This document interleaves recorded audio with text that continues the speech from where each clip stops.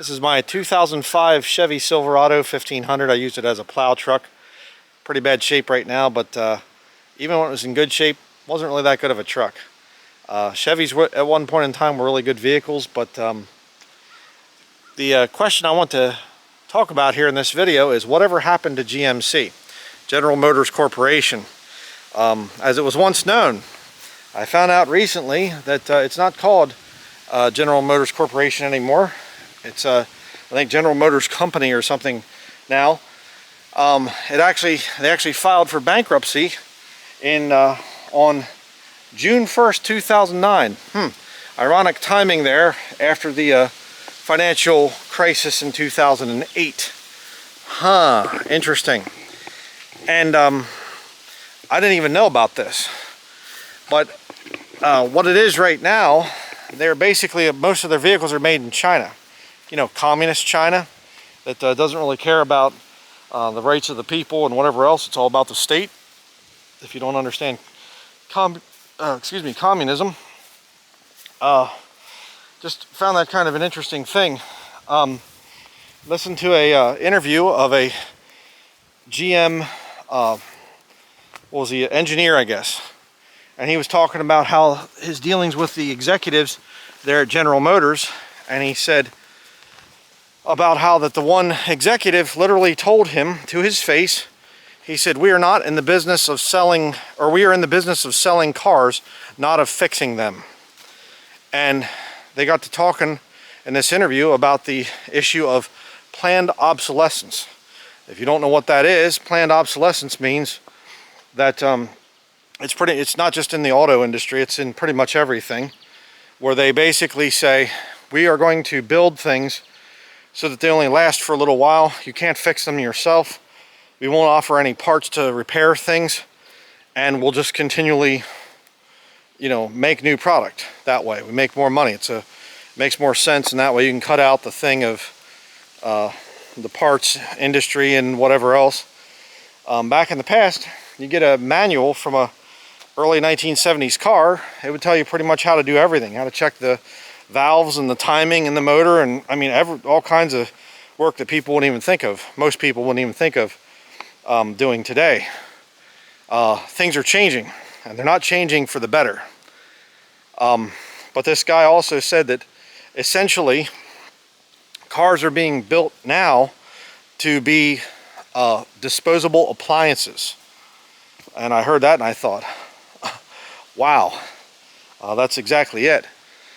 And I had this past winter, we were having some issues, and I didn't have a garage to fix my 2001 Jeep Cherokee and XJ, and also I have a Ford Crown Victoria Police Interceptor, and I couldn't get either of those fixed because it was really cold. It was sub-zero and whatever else, and I just couldn't get out to fix them. And I thought, you know what, it's going to be quicker for me just to get a minivan or something that I can use. I'll get a newer one at a dealership. You know, it's fairly high miles, 150 some thousand miles on it, and so I didn't pay a whole lot for it, but I thought, be okay. And it's a vehicle's a vehicle, you know. Never owned a 2019, and boy, that thing, it was all kinds of little weird issues and making noises when I'd start the thing up and whatever. I like old vehicles, you know, so just weird. We thankfully got rid of it, made sure it was in good running condition, and I sold it to a company actually that uses them as their company vehicles. But man, what a headache, that thing. And I understand from doing some research that the transmissions go out on those things, those Dodge Caravans, the newer ones, and I see all these Dodge Caravans sitting in people's yards with weeds growing up all around them. And I talked to a guy the one time, and he told me, a neighbor up here, and he said, yeah, he said, I have one of those Dodge Caravans, and he said, this is back before I sold mine, and he said that, he said, yeah, he said, transmission fixes would be more to fix the transmission than the car's even worth. So it's just sitting out behind the house up there, and terrible. But that's what they're doing with these vehicles. And there's a deeper, darker agenda. And of course people know about it, but everybody just kind of, well, we won't bring that up. We won't talk about that. Hopefully that won't happen. The whole thing is, I've heard nightmare stories, you know, where there was talk of, we want to make it so that the hoods lock, and you know, only a certified mechanic at the dealership could work on the vehicle, and you know, stuff like that. And you kind of think, I hope that they don't do that. They haven't yet, but I guess I don't think so anyhow. I guess maybe the Tesla cars have done that. And the Tesla car kind of epitomizes what I see coming, and the thing that worries me the most. And that is, you are given a vehicle that you can't really own it. Remember the World Economic Forum motto there, you will own nothing and be happy. But this is what they're heading towards, where you can't work on your own vehicle. You have to take it to a certified mechanic, and the thing tracks you and traces you, and it can be taken over autonomously and brought to a place or something with you sitting in it as the victim, not the driver anymore. It's a dark future when we have companies not being held responsible for making junk vehicles. Not a good thing. And again, as a Christian, I know where this thing's going. I know it's going to the mark of the beast system mentioned in the book of Revelation. It's a very bad thing, and that's why I preach against this stuff. That's why I'm vocal about it, because I'm trying to warn people about what's coming in the future.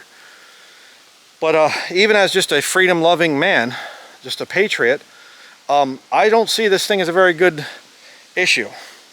I mean, when you have a car that can lock you in the car and keep you there and whatever else against your will, well, that's not really the mark of freedom, is it? That sounds more like a prison to me. And that's what they're trying to do with these modern cars. And you know, you get the Tesla cars and they film everything. You know, they have little cameras running all the time and whatever. You know, and the malfunctions that go on them things. And I've heard stories of, I think it was out near Yellowstone National Park, there was an area where the Tesla cars, when they'd be doing the self-driving mode, they'd go off the road at the same spot and hit the same rock and everything. Little glitch in the GPS system there. I mean, if you're relying on GPS to get you someplace and not thinking with your brain, you don't have a map as a backup, God help you. How do I know that? Because I did it a couple times. Many years ago, I tried getting places with a GPS, and I'm not talking about when they first came out. I'm saying they'd been out for a while and tested and all the other stuff, and it still, you know, took me in the wrong direction and whatever else. When we were moving here to Maine back in 2000, coming up to Maine to look for properties in 2013, there were a number of times it would take us completely different routes, even though we'd program it for the same route, and try to take us through Canada the one time to get to northeastern Maine. It's crazy. So technology not only has its limitations, but technology is dangerous if it is misused and applied wrongly. And a lot of these cars, there are major issues with them. And that's why my recommendation is, if you want to be free, you young men out there, get an older vehicle and learn to work on it. And you say, oh, that's just your uneducated opinion. Well, if you would listen to the GM executive, or not executive, the GM engineer guy, he actually said that. He said, get something that's basically 2005 and older and learn to maintain it. That's about the only way that you can fight this planned obsolescence stuff. These control factors that they're literally building into the cars now. I mean, it's insane. You know, and see, what they do, the little Goonie boys, the New World Order Goonie boys, they'll go like this, and they'll do the boa constrictor. As soon as you go and resist, they go, oh, you know, we're going to do EV mandates in California. You're not going to be allowed to have a gas vehicle past, what, 2027 or something like that, or whatever it was. And people, and they start to fight. And we'll just kind of let up. That's okay. We get Trump in there now, and we'll just say that, okay, all right, we're not going to do EV mandates anymore. And then they wait a little while and try to do the little squeeze on you again. So just wanted to do a little video on this. You can look up the video. There's a guy on YouTube here, and not endorsing the channel or anything, but I appreciate somebody that's for freedom whether saved or lost. He definitely doesn't profess to be a saved man, but Uncle Tony's Garage, and he's been talking about this vehicle Armageddon issue for a long time, and it really resounds with me because I've had these, I've had older vehicles, and I mean, you can pretty much do almost anything on them, and the trade-off is that there's more maintenance with them, which is good because then you get to know the vehicle, and you're going down the road and I smell something. What is that? Oh, you know what? That's the oil that I probably spilled a little bit down on the, the exhaust manifold or something there when I was changing it last time, and you get to know the vehicle. Well, it's not starting. Well, it can't be the starter because I just put one on and it was a good starter. What about the battery? I mean, I just replaced the battery not long ago either. You get to know the vehicle. Had a 1969 Ford F100 Ranger for a while, and that was a really good truck, great to work on and everything. Currently have a 1991 F350, and it's got a few issues that I need to work on, and but they'll be easy to fix because they were still being made back in the years before they were really cranking up the thing of the planned obsolescence. But you go back to the 1960s and whatever else, I mean, I bought an older CJ5, Jeep CJ5, 1964, and it's a F-head motor in it, 4-cylinder. And I mean, it took the carburetor off, had it sent off. I'm going to be putting that on here soon, and I mean, the thing's so simple, so basic. And even with it running bad, even with the carburetor really dirty and needing to be rebuilt, and a bunch of other issues that it had, I still was driving it around back roads up here, did fine. No sensors to go beep, beep, beep, beep, beep. Please take it to a repair technician as soon as possible or something. So just a little heads up to freedom-loving people, whether saved or lost. If you're not saved, you might want to look into real Christianity, not the church building stuff. There's none of that stuff in the New Testament. Please understand that. What you see out there, and all Christians are a bunch of hypocrites and all that.